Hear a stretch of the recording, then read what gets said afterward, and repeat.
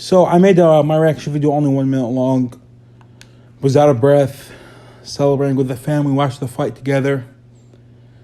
And now I'm going to give you guys a more detailed breakdown, a more detailed reaction. Now, first of all, let's say one thing and let's make it straight. Canelo Alvarez clearly bit off more than he can chew. Canelo Alvarez was playing with weights like he's playing basketball. He was eyeing to go undisputed at light heavyweight. And he hasn't cleaned up with super middleweight yet. Let's not try to rewrite history. When he unified the division, he picked up a belt from not a championship, a vacant belt. When you fought Callum Smith coming off a clear loss and only 5 weeks notice off a 14-month layoff, he lost to John Ryder clearly in many people's eyes. And he was awarded the WBC title in that fight, which was for David Benevidez, who came in overweight in his prior fight. He was stripped from the title, and Canelo, fighting another champion, got a shot at the vacant title, which is unheard of. It doesn't happen. Then he fought Vinny Yildirim. He stopped him in 3 rounds. It's been done before by a guy named Chris Eubank Jr., who is not rated at world level. Then he fought Billy Joe Sanders to pick up the WBO. Okay, who did Billy Joe Sanders beat to get the WBO? What has Billy Joe Sanders done in his career? Especially at super middleweight. You could say that he beat Andy Lee and David Lemieux at 160. But he's been out of shape for most of his fights ever since then. He lost his foot speed at super middleweight. He picked up his WBO title against a fighter named Shafi Usufi. I don't know who that is. He beat Marcelo Esteban Coceres, where he was down on all 3 judges' scorecards before he knocked him out in the 11th round. It was, I believe, on the KSI Logan Paul undercard. Then, 13 months later, he beats Martin Murray, who came out of retirement for that fight. Then he goes into the Canelo Alvarez fight.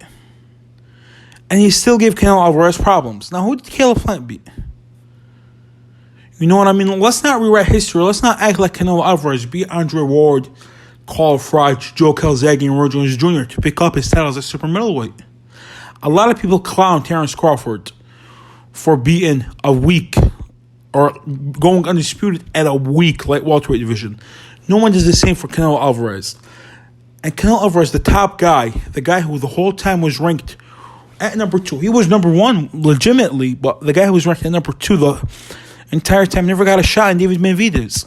And I think we see something very similar in the David Benevidez fight that we saw in Dmitry Bivol. He gets outworked. I don't think it would be as dominantly as Bivol did. I only give Canelo around 9 in that fight. I thought Bivol clearly won the fight. The scorecards were outrageous, 115 and 113. But still, nevertheless, Bivol had the victory that he deserved. And now I've always said he could go 0-3 against the 3Bs. I'm going to congratulate him, and I'm going to big him up for fighting Dmitry Bivol. But the facts say that he lost to Dmitry Bivol. In the first elite fight he's had since Gennady Golovkin, who everyone thought he lost to twice, he loses. Canelo Alvarez, as I've said before, he's a very overrated fighter. He was never my number 1 pound for pound. I had Usyk and Crawford above him, and obviously now Canelo goes down even more. Obviously. Everyone thought he was going to stop Bivol, except me. I said Bivol was going to outbox him clearly. I did not think Bivol was going to dominate him and have him out on his feet in the last 5 rounds. I did not see that. Canelo showed heart, showed grit, showed strength, but did not show skill, did not have a plan B, was just throwing those looping hooks and hoping to catch Bivol. Bivol, an A-level technician, a guy who's elite at what he does, beat the living shot of Canelo. That's what happened. Now, I think Beterbiev stops Canelo, seeing that Canelo did not take all of Bivol's shots well at 175, and Beterbiev probably punches twice as hard as Bivol. I think Beterbiev stops Canelo. I think Benevidez outworks Canelo, maybe stops him late. Now, that's not a shame on Canelo. He's still going to go down as a guy who unified the division at one point, but I don't think he's going to go down as an all-time great. Maybe an all-time great Mexican, but not an all-time great fighter. Now, Juan Manuel Marquez, at the end of the day, can hang up his hat and say he knocked out a guy on the level of Manny Pacquiao. Canelo has yet to do that. Let's see what his career has in store. He obviously bit off more than he can chew. He seemed like he had no business being in the ring with Dmitry Bivol. Joe Smith Jr. performed much better than Canelo, in my opinion, because he hurt Bivol on two different occasions. Now, Canelo Alvarez, as you saw in the post-fight interview, he did not speak English anymore. He was speaking purely Spanish. You know why? He obviously lost confidence in himself. He's not the old same guy who's going in there and dominating people all over weight classes. He should have took the PBC deal.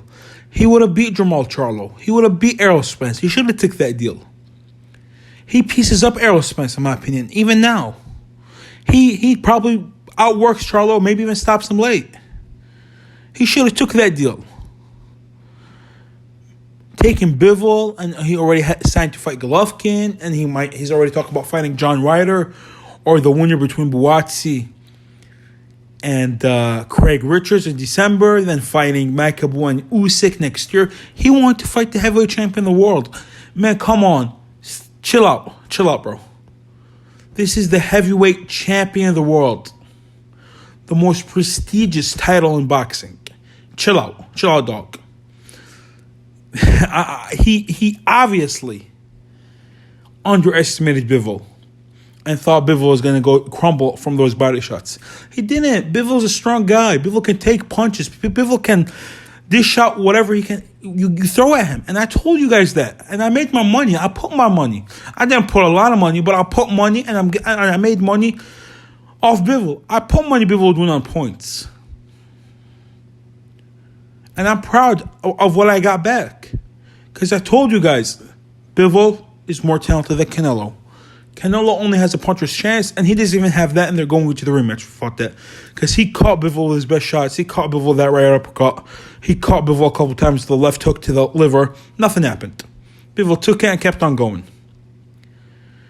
Now, this only restates what I've said before. I made a video a year ago saying Canelo Alvarez is very overrated. The second Canelo Alvarez fights a link competition, you guys will see that he's very overrated. And see what happened right here. Now, people are going to be like, but Jermall Charlo and Errol Spence are elite competition, and you say Canelo pieces them up. Yeah, they're elite competition maybe at light middleweight and welterweight. Jermall Charlo has not looked elite at middleweight. Last time he looked elite was when he knocked out J. Rock Williams. Errol Spence is an elite welterweight who was hurt badly by Ugas. Even at light middleweight, I don't see him beating Jermall Charlo, and at middleweight, I don't see him picking up a title, period. At super middleweight, he gets knocked the fuck out by Canelo Alvarez. He gets knocked out by David Benevidez. He even said once, "Are you gonna on the interview?" They said, "Do you want to fight Benevidez?" He's like, "Nah, man, that dude too big." So what makes you guys think that Canelo will be not too big? I think Canelo versus Benevidez is more competitive. I just think Benevidez outworks him.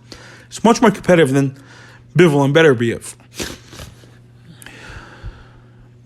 That's my take on this. This is how I see things going. I told you guys, Canelo is not that guy. Canelo is not Roy Jones Jr. Canelo is not Floyd Mayweather Jr. Canelo is not Sugar Ray Leonard. I've told you guys this. Canelo is not Sugar Ray Robinson. He's not that guy. And if you guys are going to be like, but Sugar Ray Robinson didn't jump up for weight class. Yeah, because Sugar Ray Robinson, he didn't have light welterweight and light middleweight. Canelo Alvarez, if we're speaking about historical terms, he's only fought at middleweight and light heavyweight. He was dominant at middleweight and got his ass whooped at light heavyweight. Sugar Ray Robinson dominated welterweight and middleweight. I think if we're going to go over historic context, who's that great right now, I think the closest thing, I don't think we have that guy right now. But I think the closest two candidates for that is Terence Bud Crawford and Alexander Usyk. I still think they're going to meet their matches before it's all said and done. But I think those two guys are the closest thing to that we have right now. That's why I got them as 1A and 1B in the pound-for-pound rankings. You can have either one you want, number 1 or number 2. And I think everyone else is below them. Now, no shame to Canelo for losing against Dmitry Bivol. Dmitry Bivol is a great champion, a much bigger champion. But a lot of people were saying Canelo Alvarez could be an all-time great. Just slow down a bit, man. Slow down a bit. Never go overboard. And let this be a lesson to anyone that wants to crown Tyson Fury the greatest of all time too soon. Let him fight Alexander Usyk, whether he wins or loses to Anthony Joshua. Let him fight Anthony Joshua, whether he wins or loses to Alexander Usyk. Let him fight Felipe Hergovich. Let him fight Frank Sanchez. Let him go through the gears. Don't crown people greats or all-time greats or the greatest of the era too quickly. Now, I gotta say one thing about Canelo Alvarez that he did that Floyd Mayweather Jr. never did. Floyd Mayweather Jr. never had that belief in himself that Canelo did. Floyd Mayweather Jr. used to think more with his mind than with his heart, than with just emotions. Floyd Mayweather Jr. knew when to retire and when to come back, knew who to fight. And Floyd Mayweather Jr. gets credited for beating Antonio Margarito just because he beat Shane Mosley after beating Antonio Margarito. We never saw that fight happen, though. We never saw Floyd Mayweather Jr. fight Miguel Cotto in 07-08. He retired in that period. He retired in the period where, from 07 to 09, he was retired from the period where we saw Miguel Cotto, Antonio Margarito, Paul Williams all beat each other up. And he chose one guy named Shane Mosley that was going to fight. So that's one thing Canelo doesn't have. Canelo's challenging himself against Bivol. And now maybe this loss could give Canelo more confidence to fight David Benevidez. Because Canelo, even though he wasn't undefeated, he has a loss against Floyd Mayweather Jr. and a draw against Gennady Golovkin. He still had the aura of invincibility. He had the aura of undefeated. And that's gone now. So maybe he wouldn't be too, what's the word to say? I don't know, I forgot that word. Too hesitant, that's the word, to fight a fellow Mexican rival. Maybe Canelo Alvarez has that same feeling Amir Khan had before fighting Kell Brook, where he avoided to fight Kell Brook for years just because he did not want to lose to a British welterweight rival. He was fine losing to Canelo, fine losing to Terence Crawford, fine losing to Danny Garcia. That's all good and well, but I don't want to lose against a British rival and lose that British prestige. Maybe Canelo Alvarez views it the same way with David Benevidez. I don't know. I'm not in Canelo Alvarez's head. I just hope we see him still in the top fights. He's still a tremendous talent. He's just not an all-time great. He's just not the greatest of all time. He's not the greatest of the era. We just saw him get beat very comfortably. I only gave him one round. Round 9. That's my opinion. That's my take. This is the aftermath of Dmitry Bivol upsetting Canelo Alvarez. Give me your thoughts in the comment section below. I know I'm going to piss off a lot of Canelo fans. And that's what this channel is about. It's try to piss you guys off. Not literally, my goal is try to get reactions. But I mean, even if you like a guy, I'm going to say the truth about him. I don't care. I really don't. Even David Benevidez. A lot of people love him. He still hasn't beaten anyone worth a damn. So I think we see the goods in him, but he hasn't beat anyone yet. You know what I mean? That's where I'm coming from. So yeah, give me your thoughts in the comment section below. Like and subscribe if you enjoyed the video. Like and subscribe even if you haven't. You can see a different perspective about boxing on this channel. Yeah, that's all I had to say. Sadiq Boxing, out!